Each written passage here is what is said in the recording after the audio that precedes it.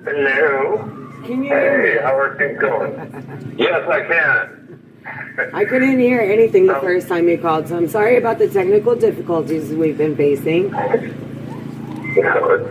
it's fine. What's going on? You got like super crime going on out there or what? Oh, we got a big Sunday night party, a little shindig get together. Got a bunch of patriots out here, so everything's good.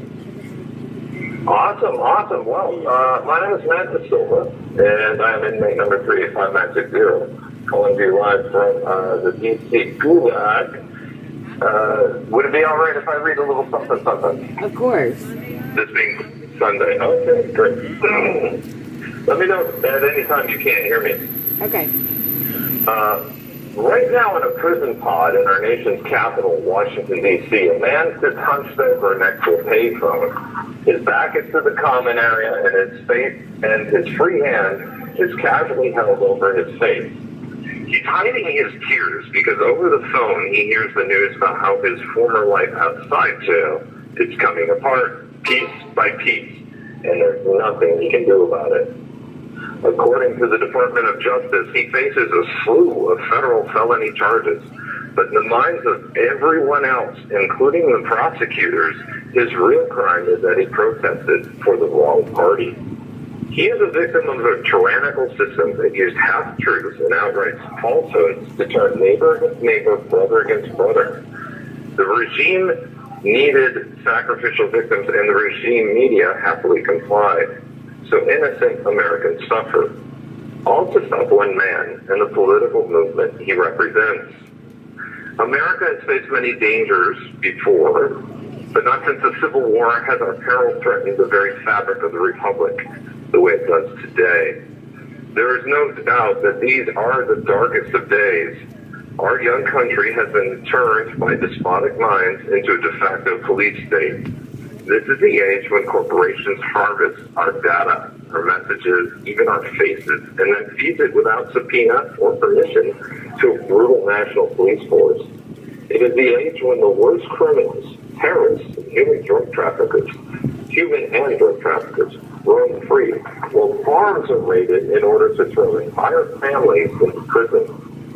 It's the age when Biden's selfish exploits foment world chaos and large-scale violence. For the first time in a generation, we once again face the threat of nuclear annihilation. These are the darkest of days. So it begs the question, why? How could so few do so much damage? Not just here in our own country, but across our beautiful planet. The answer is simple. Selfish and greedy men have risen to places of power, and now they jealously guard that power. To put it clearly, they love themselves even at the cost of their own government, their own culture, or the very lives of their own people. Unrepentant and unyielding, they represent the worst that mankind has to offer. This is always the way when you deal with despots. And though we are hemmed in by darkness, the light of the American spirit refuses to go out. Even now, in the infamous DC Gulag, political prisoners still gather to sing the national anthem every night. They refuse to relinquish their love of our country and hold fast to the belief that their suffering is in the name of making America great. And for every informant or bitter-moral coward who does the bidding of the DOJ, there are at least twice as many supporters who offer these same people aid and prayers so that they may rest in the knowledge that they are not alone. And though this challenge we face is unique, the same can be said of all other challenges our nation has faced and conquered. We have banished the oppression of the pirate king. We smashed the bonds of slavery. We have sailed beyond the horizon and even conquered the moon. We have many times rescued our allies from the threat of totalitarianism, one similar to that which we face here at home today. Nothing is beyond our power, including defeating once and for all the vile oppression we face. The flame of liberty burns within our hearts, and we will cast back the endless gloom of oppression with that very same light. We will close our border and send the terrorists, along with the drug and human traffickers, packing, one way or the other. We will reestablish safety in our borders, even as we reforge peace in the Ukraine and Middle East. Back to the way things were before Biden. We will hold those in government accountable to God and country alike so that the bureaucracy never again forgets their place as public servants and not as regulatory lords. Our opponents seek to reforge the bonds of slavery we long ago cast off. They want to be the rulers of the techno-autocratic hell of their own design. They seek to extinguish the light of liberty and hold us down by the force of their will. But America cannot be held down. That's the truth behind the fact why we represent our country with the powerful eagle. Like that noble bird, America always rises. Americans are born to rise to every occasion and to every challenge. No matter how small or how seemingly impossible, there is nothing we cannot do. We will not be cajoled or cowed into submission. We will not allow our birthright to be taken from us by threats or violence. Those who think they can enrich themselves at the expense of our freedoms will come to realize that American liberty can't be bought so cheaply. That liberty has been secured for us by the blood of patriots. From Valley Forge to Iwo Jima to Kandahar, Americans died. Not to line the pockets of the well-connected or to empower the delusional bean counters of D.C. They died for you and for me. That ordinary Americans of every class, creed, race, or political belief may live free and be free. The asking price for liberty is not enrichment, but sacrifice. And right now, it's not the tyrants who are sacrificing. Those who are sacrificing are ordinary Americans, businessmen, engineers, police, mothers and fathers, sons and daughters. That is the suffering in the current age in the name of American liberty. Not the fat cat politicians, not the coddled regime media mouthpieces, not the cruel lobbyists who are pulling their strings. 2024 will be the year when the bill for their expenses and our suppression will be due. That is the year when we take back our country and restore a government that is by, for, and of the people. That is the year we reform the bureaucracy to make sure that these rampant political abuses never happen again. That is the year future generations will look back on and recall how our nation pulled itself away from the brink. People will remember 2024 as a time of great struggle and severe testing. They will recall the clash between freedom and tyranny that took place across the country. They will tell how at the time it seemed like nothing but darkness and difficulty. But in the end, that freedom triumphed and justice prevailed. The fight is not over, and we still have a ways to go, but I promise you we will rise to this challenge as we have always done, and we will secure the blessings of freedom and liberty for generations to come. That was my speech, I guess. Thank you for your Sunday. Oh, thank you. Thank you. I absolutely hated it for 3 days. But I worked on it a little bit more today. It turned out a little bit better. Thank you very much. It's very kind. We look forward to your Sunday night We do writings. look forward to your Sunday night readings. It's one of the highlights of our week. Matt, this is Dwight. Yeah. Hey, Dwight. Yeah, have you thought of compiling all of your Sundays preachers into Gulag Chronicle 2? Yes. That's right. Come on. Gulag Chronicles. That's not a bad idea. Right now, I handwrite these all out, and then I stuff them in an envelope to my wife, along with all of my other letter writing that I do for her. So she gets a lot of that stuff, and I can guarantee that she's holding on to it. The teacher says she doesn't have time to transcribe it, but that wouldn't be too hard to do. If I could get my hands on a computer. And actually, one of our moderators transcribes all of y'all's phone calls. So, Dead for Freedom is one of our patriots on the live stream, and she transcribes all of the phone calls and puts them on our website.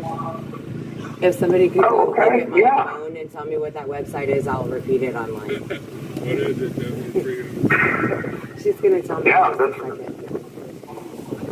am I looking for? yeah, that's a great idea. That's a great idea. Yeah. I think it's deadforfreedom.com, but I could be wrong. She's going to let me know if I'm wrong in just a second, I'm sure, in my chat. No pressure, Dad, no pressure. But anyway, yeah, she transcribes all the conversations. But I think that it's a great idea. Dead for Freedom, the number 4.com is what the website is. Awesome. All of y'all's phone calls are transcribed on there. So she's a pretty amazing patriot. It dedicates a lot of time and effort to you. Oh, yeah. Make some fantastic calls. Yeah, what a great service, too. What a great service to everyone. Yeah, that's a great idea. But yeah, you should definitely, I think you should take all of your Sunday letters and put them together for a little Matt De Silva book or something, you know? We all have maybe, but yeah, I'll see what can be done. I'm not sure anyone would really care to read something like that, but yeah, all right. You'd be surprised. You know, we are interested every week in hearing what you have to say, as well as all the people on our live stream. So, you know, I feel like you would have a more warm reception than you believe. Yep. Okay. Well, you absolutely wounded me because you said nothing about my comedy. So. Well, your comedy is amazing as well. Flattered him now. So I got a little bit of comedy to relate. I don't know how much time we have left, but today I went full force with the magic shave again, and because I just look too scruffy, and I decided to be smart and not follow the directions and leave it on for like 10 minutes at a time. And it actually works for the most part. It's still a little patchy, but after I wiped it off the first time, for some reason, even though I was careful to get every like little corner and nook, especially up around my nose, for some reason, just underneath my nose, it would not come off very well. And I was like, why is the universe conspiring against me? I have a hearing this week, and it's making it look like I'm trying to grow a Hitler mustache. And then I'm like doing the math in my head. Should I wear the do-rag at the same time and really confuse them? But no, what I ended up doing is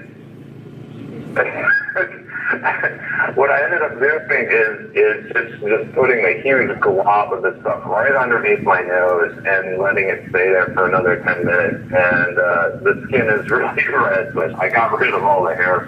Thank goodness. That was extremely painful. I think I was smelling that stuff and feeling the sting for at least 4 hours afterwards. It was almost stomach churning, the pain.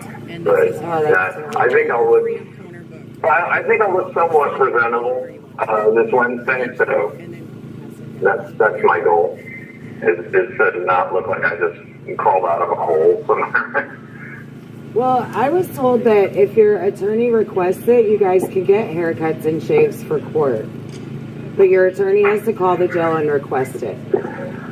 Now, I don't know that that is a fact, but that is what I have been told. So I'm going to try to confirm it this week with my own husband. I just don't know. Mm-hmm. Yeah, I'm not sure about that either. We kind of have a special status here. Other inmates have access to that kind of thing. We don't. So I think that might be because of our status. You have 1 minute remaining. Otherwise, we wouldn't be using the magic shave in the first place. But I mean, they do set you up a little bit better for trial. Then I think you do get access to a razor if you're going to trial, and they let you change your clothes. But everything else, you have to, come as you are, basically in your oranges. All right, Matt. Well, they're about to cut us off, and we don't like it when Greta cuts us. So we will hear you at the end. Here, I'll sing real loud at the anthem. All right, you guys, you keep being awesome. Love you guys. Pray for you. All right. Night, Matt. See you guys later. Night. Night.